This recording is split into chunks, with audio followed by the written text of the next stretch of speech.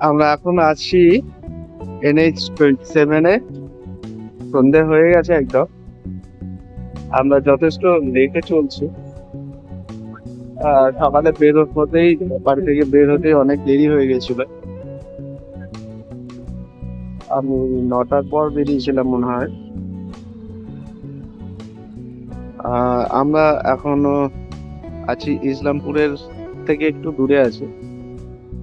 আমাদের টার্গেট আছে আজকে ধূপগুড়ি যাওয়ার, NH-27 ধরে।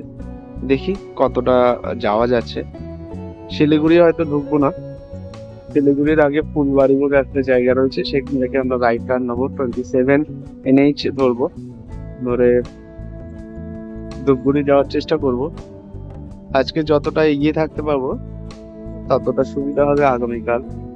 আগামীকাল আমাদের আসাম ক্রস করে অরুণাচলে ঢোকার চেষ্টা করতে হবে। দেখা যাক কতটা কি হচ্ছে।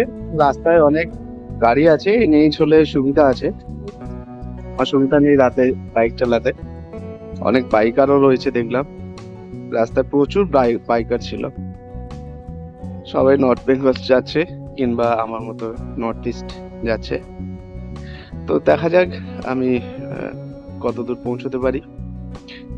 চলুন, রাস্তায় দেখা হবে।